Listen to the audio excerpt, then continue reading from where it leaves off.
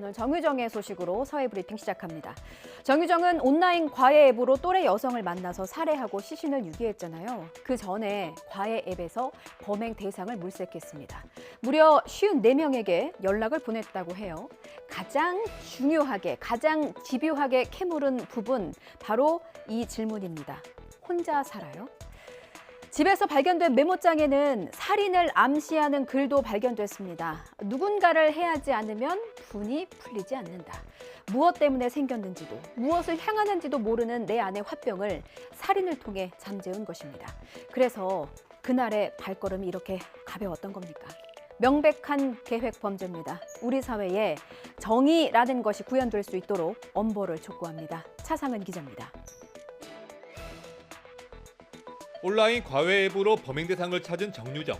집에 혼자 사는지, 집에 찾아가서 과외를 받아도 되는지를 물으며 범행 대상을 찾는 치밀함을 보였다는 게 검찰의 설명입니다. 제정신이 아니었던 것 같습니다. 죄송합니다. 살인을 암시하는 메모도 정유정 집에서 나왔습니다. 새 공책 한 권에 안 죽이면 분이 안 풀린다는 글귀만 적혀 있었던 거로 확인됐습니다.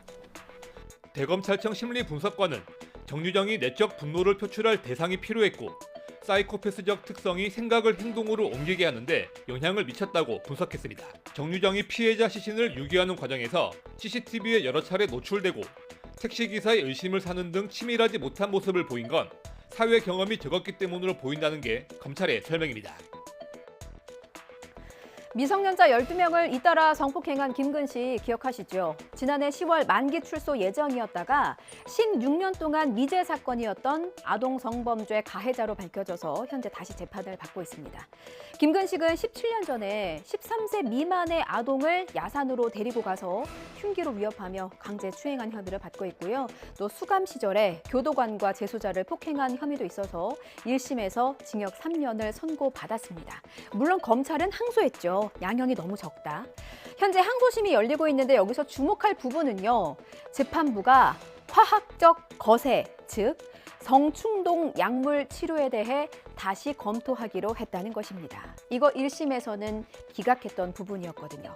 1심에서 검찰이 청구한 성충동 약물 치료를 기각한 이유는 김근식의 재범이 우려돼 약물 치료의 필요성이 있다고 단정하기 어렵다. 이 부분이었습니다. 이게 항소심 첫 재판에서 뒤집힌 거예요. 재판부는 김근식을 감정한 감정인의 자료 제출만으로 판단하기 어렵다면서 감정인을 증인으로 불러서 피고인의 재범 위험성에 대해서 의견을 듣겠다고 직권으로 결정했습니다. 이례적인 상황입니다. 아동을 대상으로 범행을 이어왔던 김근식, 만약 성충동 약물 치료를 받게 된다면 그 의미와 파장은 클 것으로 보입니다. 이어지는 재판에서 어떤 결정이 나올지 귀추가 주목됩니다. 어제 새벽 서울중앙지검에서 20대 여성이 흉기 난동을 벌이는 일이 있었습니다. 호랑이 굴에 들어가도 정신만 똑바로 차리면 산다는데 정신은커녕 도리어 흉기를 들어버렸습니다. 그런데 서울중앙지검인데 이렇게 보안이 허술해도 되는 건가? 걱정이 앞섭니다. 어제 새벽 0시 반쯤입니다. 서울 서초구 중앙지방검찰청 2층에서 있었던 일인데요. 20대 여성이 과도로 의자를 찢고 책 수십 권을 바닥에 던지면서 난동을 부렸습니다. 형사사건과 관련해서 자신이 누명을 썼다고 주장했다는데 중앙지검에는 이 여성과 관련한 사건은 없는 것으로 알려졌습니다. 더 우려스러운 건 이 여성이 별다른 제지를 받지 않고 현관으로 들어와서 그대로 방호 게이트를 지나 2층으로 향했다는 것입니다. 뒤늦게 방호 요원에게 발견돼 그 자리에서 현행범으로 체포됐죠. 흉기까지 들고 있었는데 누군가 해코지라도 당했으면 어쩔 뻔했습니까? 자, 비슷한 난동은 지난 14일에도 있었어요. 김영준 전 부장검사에게 금품을 제공해 검사 스폰서로 알려진 사업가 김모 씨가 이렇게 청사 건물의 스프레이로 검찰 반성하라는 낙서를 하다가 붙잡히기도 했고요. 지난해 12월로 거슬러 올라가면 구속 전 피의자 신문을 기다리던 피의자가 중앙지검 화장실에서 문구용 칼로 자해해 숨지는 사건도 있었습니다. 검찰 관계자는 보안 대책을 강화할 예정이라고 밝혔는데요. 허술한 보안으로 인한 2차 사고가 없도록 대비를 철저히 해야겠습니다. 해외 구매 대행 사이트에서 먹튀 사건이 또 발생했습니다. 워낙 구매 대행 사고가 많아서 소비자도 주의하고 또 주의했죠. 분명 유명 포털 사이트 상단에 있었고 안전구매 서비스 가맹점이라는 문구까지도 확인했습니다. 공지에는 배송이 보름 정도, 늦어지면 20일쯤 걸린다고 했습니다. 그런데 너무 안 오니까 도대체 언제 배송되냐 문의를 했죠. 업체 측에서는 배송 중이라는 말만 반복하다가 결국에는 잠적해버렸습니다. 피해자만 70여 명, 피해 액수는 1,000여만 원으로 추정됩니다. 김다연 기자가 취재했습니다. 30대 여성 이모 씨는 지난달 초 신발 해외 구매 대행 사이트에서 20만 원 상당의 운동화를 구매했습니다. 저는 5월 7일에 그 구매 대행 사이트에서 나이키 운동화를 구매했어요. 검색에 해보면 제일 상단에 올라와 있었고 또 그 사이트 내에 안전 구매 대행 서비스가 돼 있었어요. 하지만 이 씨는 한 달 반째 신발을 받지 못했습니다. 전화 연결이 전혀 안 됐고 쇼핑몰 내 답변 채팅방도 닫혀 있는 상태이고 너무 답답하고 어이가 없죠. 법률 전문가들은 업체 측이 고객에게 적절히 안내하지 않고 잠적했기 때문에 단순한 배송 지연이 아닌 사기 범죄 가능성이 높다고 말합니다.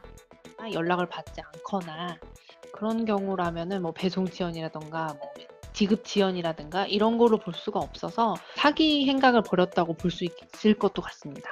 무엇보다 피해를 막으려면 되도록 현금보다는 신용카드로 결제하는 게 좋습니다. 할부 기간 3개월 이상, 결제액 20만 원 이상이면 물품을 받지 못했을 때 카드사에 청약 철회를 요청할 수 있기 때문입니다. 경찰은 전국 곳곳에서 신고가 접수되고 있다며 조만간 경찰서 한 곳으로 사건을 병합해 처리한다는 방침입니다.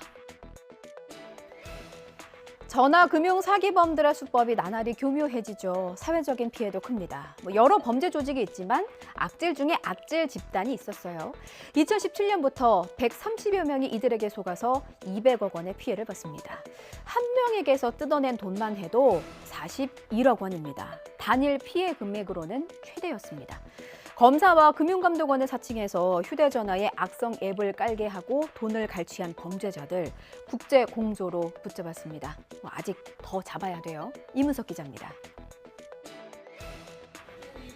경찰이 비행기에서 내린 남녀를 붙잡고 신원을 확인하고 있습니다. 중국 공안이 검거해 한국으로 넘긴 피의자들입니다.